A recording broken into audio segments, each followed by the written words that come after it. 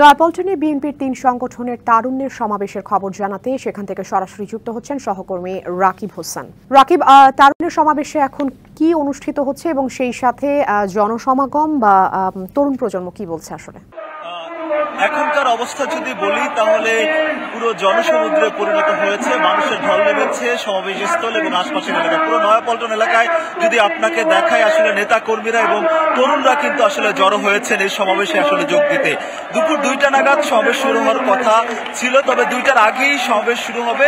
তবে এখানে ছাত্র দলের সভাপতি, সাধারণ সম্পাদক এবং স্বেচ্ছাসেবক দল এবং যুব দলের সিনিয়র নেতারা কিন্তু এখানে আছেন এবং আরো সিনিয়র বিএনপির যেসব নেতারা আছেন তারা কিছুক্ষণের মধ্যে আসলে সমাবেশে উপস্থিত হবেন, এমনটা কিন্তু আসলে আমরা জানতে পেরেছি।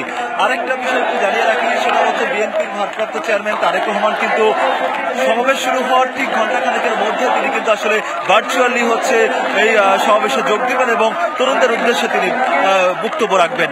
আজকে হচ্ছে তরুণদের নিয়ে আসলে আগামী বাংলাদেশ নির্মাণ এবং তরুণদের যে অধিকার, মানুষের যে অধিকার প্রতিষ্ঠা, সেটা আসলে বিএনপি তরুণদের সাথে নিয়ে করতে চায়। এই উদ্দেশ্য নিয়ে কিন্তু আজকের এই সমাবেশ। এলএমই সার্টিফাইড বিশ্বসেরা কপারে তৈরি ওয়ালটন কেবলস, যা আপনার স্থাপনাকে রাখবে সব সময় নিরাপদ।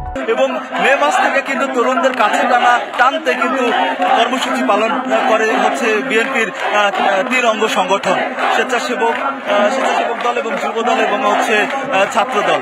একটা বিষয় একটু জানিয়ে রাখি, পুরো বিএনপি কেন্দ্রীয় কার্যালয়ের সামনে অর্থাৎ নয়াপল্টনে কিন্তু কানায় কানায় পূর্ণ হয়ে গেছে নেতাকর্মীদের ভিড়ে। এখানে হচ্ছে নেতাকর্মীদের একজন নেতা রয়েছেন, তার সঙ্গে আমি একটু কথা বলবো যে আজকের এই সমাবেশটা আপনার প্রত্যাশা যদি 30 সেকেন্ড বলেন। দেখেন, আমরা ভোটের অধিকার, রাজনৈতিক অধিকার এবং দ্রব্যমূল্যের যা দাম যাতে কমে যায়, ভোটের অধিকারের জন্য আমরা তরুণরা রাজপথে নেমে এসেছি। আমরা তরুণরাই জীবন দিয়েছি, আমরা তরুণরাই রক্ত দিয়েছি। 17 বছর তারেক রহমান সাহেবের নেতৃত্বে লড়াই করেছি ভোটের জন্য। 10 ডিসেম্বরের ভিতরে যদি ভোটের রোড ম্যাপ ঘোষণা না করা হয়, তারেক রহমান সাহেব যদি তরুণদেরকে নিয়ে ডাক দেয়, আপনার কাছে আমরা আবার আসবো।